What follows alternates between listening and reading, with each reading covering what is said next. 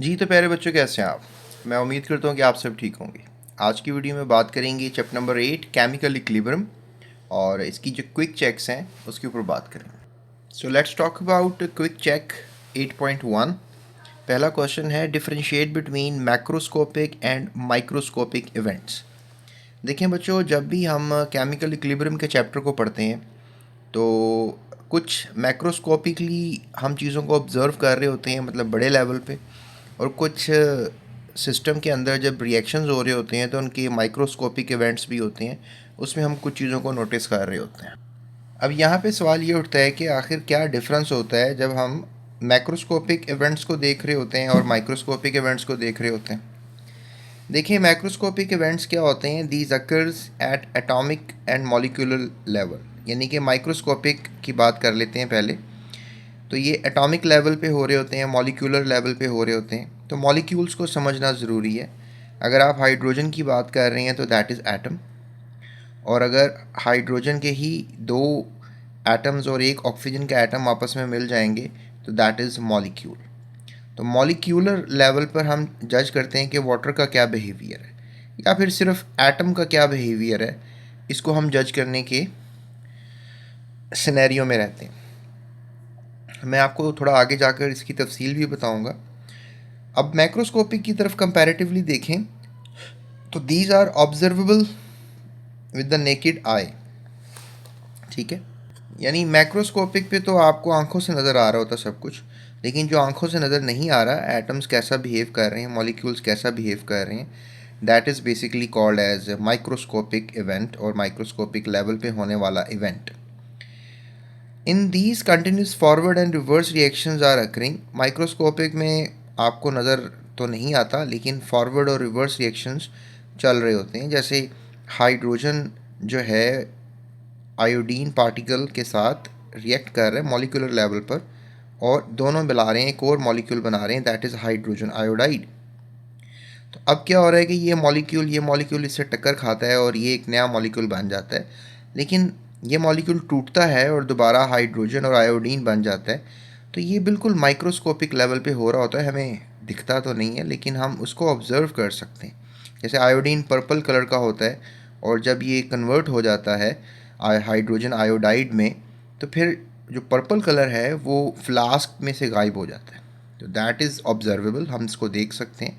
फिर हम सोच सकते हैं कि शायद आयोडीन के जो मॉलिक्यूल्स हैं वो सब के सब हाइड्रोजन के मॉलिक्यूल्स के साथ रिएक्ट कर चुके हैं, और हाइड्रोजन आयोडाइड जो है वो बन चुके हैं, क्योंकि फ्लास्क में पर्पल कलर अब रहा नहीं।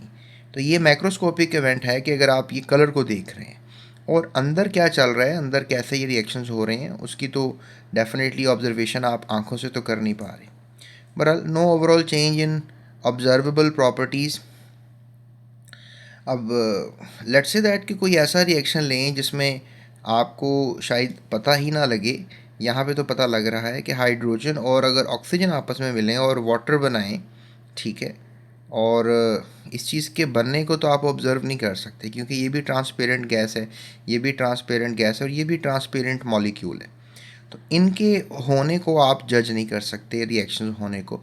लेकिन इसके फ़िलहाल मैं एग्जांपल दे रहा हूँ कि कलर चेंज से आप थोड़ा बहुत ऑब्ज़र्व कर सकते हैं। A dynamic equilibrium is achieved at molecular level. Dynamic equilibrium यही होता है कि जो हाइड्रोजन है और ऑक्सीजन है उन्होंने प्रोडक्ट बनाया, और फिर प्रोडक्ट भी टूट रहा है और वो रिएक्टेंट्स बना रहा है। इस केस में तो डोमिनेंटली ऐसे हो रहा होता है। तो इस चीज़ को आप मॉलिक्यूलर लेवल पे शायद ना देख पाएँ। At this stage both forward and reverse reaction जो हैं वो सेम रेट पे हो रहे होते हैं। लेकिन यहाँ पे आप कह सकते हैं dynamic equilibrium state, no net change in macroscopic properties taking place. तो डायनामिक इक्विलिब्रियम पे आप इनके अंदर कोई ख़ास चेंजिंग नहीं देखते, इनकी प्रॉपर्टीज़ में, इनकी खसूसियात में कोई चेंजिंग्स नहीं देखते। Individual molecular interactions and collisions, यहाँ पे मॉलिक्यूल्स टकरा रहे हैं आपस में, लेकिन उनको आप ऑब्ज़र्व नहीं कर पा रहे। ठीक है, observable properties like colour, temperature and pressure of the system, इसमें जब चेंज आता है, जैसे अभी कलर की बात हो रही थी, तो कलर में चेंज आता है तो आप ऑब्ज़र्व कर लेते हो। कोई सिस्टम की टेम्परेचर में चेंज आएगा तो ये भी एक ऑब्ज़र्वेबल क्वांटिटी है। प्रेशर में चेंज आएगा तो एक ऑब्ज़र्वेबल क्वांटिटी है, इसमें आप देख सकते हो। लेकिन अंदर क्या हो रहा है, कोलिजन्स कैसे हो रहे हैं, तो ये आपको नज़र नहीं आता। Formation of new bond between atoms in a chemical reactions. अब डेफिनेटली जब मॉलिक्यूल्स आपस में टकराते हैं तो नए बॉन्ड्स बनते हैं। पहले बॉन्ड हाइड्रोजन हाइड्रोजन के दरमियान था, आयोडीन आयोडीन के दरमियान था, अब बॉन्ड हाइड्रोजन और आयोडीन के दरमियान है। तो ये बनता हुआ तो नज़र नहीं आता ना आपको। The reaction appears to stop. अब एक रिवर्सिबल रिएक्शन अगर हम ये लें, हमें ऐसा लगता है रिएक्शन रुका हुआ है, लेकिन एक्चुअली रुका हुआ नहीं होता, वो चल रहा होता है। Individual molecule are still reacting. इसमें आप ले लें कोलिजन बिटवीन मॉलिक्यूल, एक माइक्रोस्कोपिक इवेंट है, और कलर कंसनट्रेशन का चेंज होना, प्रेशर का चेंज होना, टेम्परेचर का चेंज होना, ये सब एक मैक्रोस्कोपिक इवेंट्स हैं जो आप ऑब्जर्व कर रहे होते हो कुदरत में। केमिकल इक्विलिब्रियम बड़ा कॉन्सेप्चुअल सा एक चैप्टर है, इसको समझना थोड़ा सा एक आर्ट है। ये फिज़िकल केमिस्ट्री का एक चैप्टर है जिसमें आपने पढ़ा ना, केमिकल प्रॉपर्टीज़ होती हैं, फिज़िकल प्रॉपर्टीज़ होती हैं। तो प्रॉपर्टीज़ दो किस्म की होती हैं, तो यू कैन से दैट कि उनसे रिलेटेड ये चैप्टर है केमिकल इक्विलिब्रियम। केमिकल का बजाते मतलब ख़ुद भी एक एलिमेंट है, मॉलिक्यूल है, ठीक है। तो आई होप ये आंसर आपको पता लग गया होगा कि डिफरेंस करें माइक्रोस्कोपिक और मैक्रोस्कोपिक में। तो माइक्रोस्कोपिक और मैक्रोस्कोपिक में मैंने आपको डिफरेंस करके दे दिया, ठीक है। चलिए अब अगला क्वेश्चन करते हैं। प्यारे बच्चों, अगला क्वेश्चन है the equilibrium is dynamic in nature. जो इक्विलिब्रियम होता है वो डायनामिक होता है नेचर में। Explain in terms of microscopic events. कि डायनामिक का मतलब है कि हमेशा इक्विलिब्रियम जब आता है तो वो मोशन होता है इसके अंदर, यानी रिएक्टेंट्स प्रोडक्ट्स बन रहे होते हैं, प्रोडक्ट्स रिएक्टेंट्स बन रहे होते हैं, और इसको हमने माइक्रोस्कोपिकली बताना है, ठीक है, माइक्रोस्कोपिक इवेंट्स के लिहाज से बताना है। तो बच्चों इसको हम यहाँ से ये जवाब ले सकते हैं कि when the concentration of reactants and products become constant. जब कंसंट्रेशंस होती हैं रिएक्टेंट्स की एंड प्रोडक्ट्स की वो इक्वल हो जाती हैं, the reaction seems to have stop. हमें ऐसा लगता है कि जो रिएक्शन है वो रुक चुका है, ठीक है, ऐसे फील हो रहा होता है। मतलब एक रिएक्शन हो रहा है लेकिन हमें लग रहा है कि नहीं हो रहा, ये फीलिंग आती है। However the microscopic level forward और रिवर्स रिएक्शंस जो हैं वो हो रहे होते हैं। The reactant molecules continue to combine to give products. जो रिएक्टेंट मॉलिक्यूल्स होते हैं वो हमेशा प्रोडक्ट बनाते हैं ना, reactant molecules. And the product molecules भी जो हैं वो टूटते हैं, जुड़ते हैं और दोबारा रिएक्टेंट्स बनाते हैं। तो रिएक्शन दोनों साइड पे चल रहा होता है, रुका हुआ नहीं होता। और जब चल रहा होता है तो चल रहे होने के लिए लफ्ज़ इस्तेमाल करते हैं dynamic. The rate of forward process is exactly equal to the rate of reverse process. ये बहुत बड़े बड़े करैक्टर्स हैं डायनामिक इक्विलिब्रियम के, ये आपने याद रखने हैं। आपको ये भी क्वेश्चन आ सकता है, what are the characters of dynamic equilibrium. तो यही आप लिखेंगे जो चार करैक्टर्स मैं आपको बता रहा हूँ। और उसके बाद therefore equilibrium is dynamic equilibrium. The system is dynamic because individual molecules, यानी एक एक मॉलिक्यूल जो है आर कंस्टेंटली रिएक्ट कर रहे होते हैं। ये हाइड्रोजन और आयोडीन की जो मैंने आपको एग्जांपल दी है, दैट इज़ ऑसम एग्जांपल। ये आप मेमोरी में रख कर सारा चैप्टर जो है इसको स्टडी कर सकते हैं। तो ये याद रखनी है आपने, ठीक है। सो हाइड्रोजन आयोडीन ये रिएक्टेंट्स हैं, ये रिएक्ट करके हाइड्रोजन आयोडाइड प्रोडक्ट बना रहे हैं, और हाइड्रोजन आयोडाइड जो है वो टूट कर दोबारा रिएक्टेंट्स बना रहा है।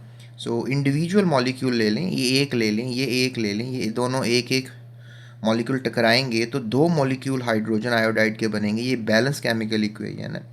So but the rate of forward and reverse हमेशा सेम रहेंगे, यानी रेट, यानी कि जितने पार्टिकल्स ये टकराए और ये बने, उतने ही पार्टिकल्स लेट से दैट ये टूट गए और दोबारा ये बन गए।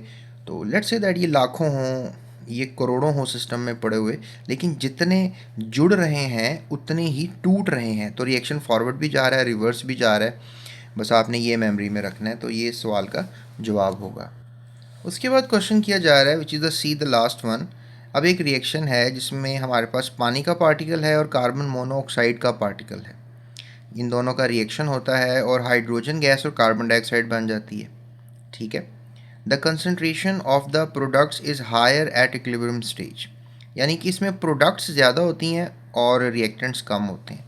मतलब अब आप ये कहोगे सर ये कैसे हो सकता है, इक्विलिब्रियम में तो दोनों चीज़ें बराबर होनी चाहिए। तो देखो ये इक्विलिब्रियम ऐसा होता है कि जिसमें दोनों चीज़ें बराबर ना हो लेकिन रेट ऑफ रिएक्शन बराबर हो। यानी कि जितने पार्टिकल्स ये आपस में जुड़े और ये बना, और ये उतने ही पार्टिकल्स फिर टकराए और आपस में टूट के दोबारा ये बना दिए गए। अब ये लेट्स से दैट के 10 लाख हैं और फिर डेफिनेटली जब कंसंट्रेशन हम प्रोडक्ट्स की ज़्यादा ले रहे हैं तो ये 10 लाख हैं तो ये 1 करोड़ है, तभी मैं कहूँगा ना कि इनकी वैल्यू ज़्यादा है। तो बहरहाल ये अगर लेट्स से दैट 10 लाख में से, चलिए सिंपल कर लेते हैं, 10 लाख में से ये 5 टकराए आपस में, तो ये 5 टकरा के बाद 5 ही ये बने, और फिर ये 5 ही वापस टकराए आपस में, कोलिजन हुआ और ये दोबारा ये बन गए। तो यहाँ 10 लाख और 1 करोड़ के पार्टिकल्स का हम हिसाब नहीं लगा रहे, हम कह रहे हैं कितने टकराए बने, कितने टकराए और टूटे। तो दैट इज़ दी इक्विलिब्रियम। ठीक है, हमने बस इस चीज़ को स्टडी करना है। आई होप सो ये बट वंडरफुल से एग्जाम्पल से आपको समझ में आ गया होगा ये बात को। तो यहाँ पे हम क्या ले सकते हैं जी, क्वेश्चन कह रहे हैं कि plot a graph between concentration of reactant products versus time. Time को लेकर एक ग्राफ बनाओ, ताकि यही बात मैं आपको ग्राफ के थ्रू एक्सप्लेन कर दूं, और फिर प्लॉट करना है ग्राफ रेट ऑफ रिएक्शन को लेकर टाइम के साथ। तो दो ग्राफ बनाएंगे, एक हम बनाएंगे कंसंट्रेशन को लेकर टाइम के साथ, और एक बनाएंगे हम रेट ऑफ रिएक्शन को लेकर टाइम के साथ। अब देखो बच्चों, ग्राफ तो ग्राफ पेपर पे बनता है, लेकिन यहाँ पर ग्राफ पेपर पे कैसे बनेगा मैं थोड़ा सा आइडिया दे देता हूँ। यहाँ पर आप ये जो एक्स एक्सिस है यहाँ पे टाइम ले लो, और जो वाई एक्सिस है यहाँ पर आप कंसंट्रेशन ले लो, क्योंकि कंसंट्रेशन का और टाइम का ग्राफ बनाना है। तो टाइम के गुजरने के साथ साथ जो यहाँ नीचे ये जो आपको नज़र आ रहा है ये प्रोडक्ट्स हैं, बी को आप प्रोडक्ट कह लो, और जो ऊपर है दैट इज़ रिएक्टेंट, ए को आप रिएक्टेंट, क्योंकि ए ने बी में कन्वर्ट होना है। तो लेट्स से दैट कि रिएक्शन के स्टार्ट पे बहुत से रिएक्टेंट्स पड़े हुए हैं, और आहिस्ता आहिस्ता टाइम गुजरने के साथ साथ वो क्या बन रहे हैं, वो रिएक्टेंट्स टूटते जा रहे हैं और वो प्रोडक्ट बनते जा रहे हैं। तो यहाँ पर आप कह लो कि उनकी कंसंट्रेशन आपको नज़र आ रहा है कम होगी, रिएक्टेंट्स की कंसंट्रेशन कम हो गई। और यहाँ प्रोडक्ट्स जो हैं वो आपके पास शुरू में तो कुछ भी नहीं है, ज़ीरो हैं, लेकिन फिर देखिए ज़ीरो है ना यहाँ पर, तो दैट इज़ बीइंग, वो वक्त गुजरने के साथ साथ देखो उनकी कंसंट्रेशन मकदार बढ़ रही है। और फिर कुछ वक्त ऐसा आया कि यहाँ पर लेट्स से दैट ये टाइम ऐसा आ गया कि जब आपके पास ये कंसंट्रेशन आ गई, और उसके बाद फिर वो लाइन स्ट्रेट जा रही है, इसका मतलब है कि कंसंट्रेशन बढ़ नहीं रही है। तो इसी को हम इक्विलिब्रियम कह देंगे कि जब कंसंट्रेशन ना बढ़े ना कम हो, वक्त गुजरने के साथ साथ देखो यहाँ पर कंसंट्रेशन कम हो रही थी फिर कम होना बंद हो गई, स्ट्रेट लाइन आ गई ना। यहाँ पर कंसंट्रेशन बढ़ रही थी और फिर बढ़ना बंद हो गई, and this is called the concentration time graph, और जिसमें हम इक्विलिब्रियम की बात कर रहे हैं। ठीक है, और अब हमने ग्राफ शो करना है जिसमें हम बता रहे हैं कि रेट ऑफ रिएक्शन का विद द टाइम। तो अब देखो रेट निकालने के लिए भी हमने लेट्स से दैट कि हमने पहले 100 सेकंड में, या सेकंड में ले लो, एस का मतलब सेकंड है, 100 सेकंड में जो हमारे पास वैल्यू आ रही है वो ये आ रही है, लेट्स से दैट ये वैल्यू आ रही है, यानी ये रेट ऑफ रिएक्शन आ रहा है। लेकिन लेट्स से दैट यहाँ पे 50 सेकंड्स के अंदर हमारे पास ये वैल्यू आ रही है। तो यानी कि इसका मतलब है कि रेट ऑफ रिएक्शन इंक्रीज़ कर रहा है, इंक्रीज़ कर रहा है। जब हमारे पास 200 सेकंड्स की टाइम आया तो रेट और बढ़ गया, देखो ना ये लाइन ऊपर की तरफ शो कर रहा है, और फिर देखो बढ़ता जा रहा है। लेकिन जो ग्रोथ शुरू के टाइम में थी रेट ऑफ रिएक्शन के इंक्रीज़ होने की, वो with the passage of time थोड़ा सा ग्राफ फिर सीधा हो रहा है। तो दैट मेक्स कि भाई ये रेट ऑफ रिएक्शन का और टाइम का एक ग्राफ है। तो ये बस आप मेमोरी में रखो, अगर ये सवाल आ जाता है तो ऐसे ही आपने बस ग्राफ बना देने और आपका काम चल जाएगा। ठीक है, तो बच्चों ये था बस हमारा quick check 8.1। I hope so आपको थॉरली समझ में आ गया होगा। इफ़ यस तो सब्सक्राइब कीजिएगा, और मज़ीद डिटेल की डिस्क्रिप्शन है उसको आप देख लो। अगर कोई और वीडियो चाहते हो तो यूट्यूब सर्च बार पे लिखो 8.2 स्पेस GS Academy, या भी थंबनेल आपको नज़र आ जाएगा। So that's it, thank you so much, अपना ख्याल रखिएगा, जाते हो चैनल को सब्सक्राइब कीजिएगा।